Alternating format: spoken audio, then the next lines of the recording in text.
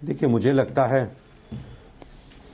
लगता है कि पहली सरकार होगी जिसने इलेक्शन कमिश्नर्स को अपॉइंटमेंट में सुप्रीम कोर्ट से फटकार खाई, ईडी के डायरेक्टर की नियुक्ति पे खाई, सीबीआई के डायरेक्टर का मैंने अभी बताया ही आपको।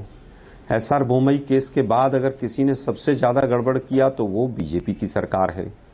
अटल जी की सरकार में भी ऐसा कहीं नहीं हुआ, कभी नहीं हुआ। लेकिन आजकल जिस तरह की तानाशाही सरकार चल रही है वो पूरा देश देख रहा है। हमने तो एंटी डिफेक्शन लॉ भी हम ही लेकर आए कि भाई 2/3 मेजोरिटी के बगैर आप किसी भी तरह से खरीद फरोख्त नहीं होगी। लेकिन भाजपा, क्योंकि वो नोटबंदी की धनाढ्य पार्टी है, सबसे अमीर पार्टी है, वो कुछ भी कर सकती है। वो किस तरह से न्यायालय के निर्णयों को लिंगर ऑन करना है, किस तरह से तमाम चीजों को घुमाना फिराना है, किस तरह से जांच एजेंसियों का दुरुपयोग करना ओके, है, आलोक जी, किस तरह से तमाम भ्रष्टाचारियों को अपनी पार्टी जरा थोड़ा भारत जोड़ो न्याय यात्रा पर भी आ जाइए। मैं तो केवल ये पूछना चाहूंगा आदर्श, अब जरा भारत जोड़ो न्याय यात्रा पर भी आ जाइए और ये बताइए यूपी में छोटी क्यों कर दी आपने जयंत चौधरी के उधर जाने के बाद? मानक जी, क्या आपको एहसास हो गया क्या? मानक जी, हाँ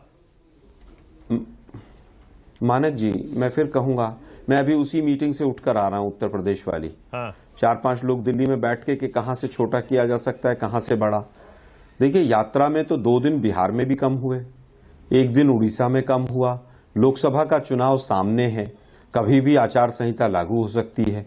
तो हर पार्टी अपने अनुसार अपना पूरी तरह से अपना कार्यक्रम तय करती है। कहीं पर कोई ऐसा पहले या तो प्रोग्राम तय हो गया हो और वो पब्लिश हो गया हो, मुझे तो नहीं दिखा कहीं पर। अभी भी उस पर मंथन चल रहा है। पर बिहार और यूपी में आप करेंगे क्या? साथ जाएगा, किसके साथ नहीं जाएगा? पहले माना जा रहा था टक्कर हो जाएगी, अब तो गठबंधन आपका बचा ही नहीं। ना बिहार में बचा, ना यूपी में बचा। वहां नीतीश चले गए, इधर जयंत चौधरी चले गए। बिहार, मानक जी, बिहार की जनता बहुत चिंतन और मनन के साथ वोट डालेगी इस बार।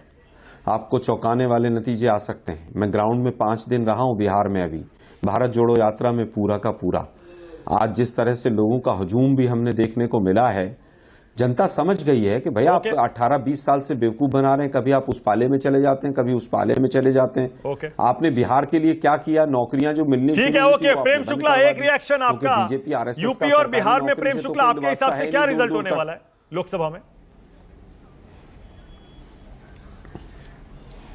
देखिए, जनता को तो आलोक शर्मा सिर्फ बेवकूफ कह रहे हैं, इनके एक नेता ने तो दैत्य तक कह दिया। तो जनता को भी गालियां देने पर जरा भी इनको संकोच नहीं है। हम तो जनता को जनार्दन मानते हैं। ये बेवकूफ भी कह सकते हैं, दैत्य भी कह सकते हैं, कांग्रेसी पता नहीं क्या क्या कहेंगे। देखिए, भारतीय जनता पार्टी स्पष्ट मानती कि 80 की 80 सीटें राष्ट्रीय जनतांत्रिक गठबंधन को उत्तर प्रदेश में मिलेंगी और 40 की 40 सीटें राष्ट्रीय जनतांत्रिक गठबंधन को बिहार में मिलेंगी। और ये हमारा जो संकल्प है, ये पूर्ण होकर रहेगा। ओके, मनोज सिंह काका, अब बताइए मनोज, भारत जोड़ो न्याय यात्रा आ रही है उत्तर प्रदेश में, जयंत चौधरी आपके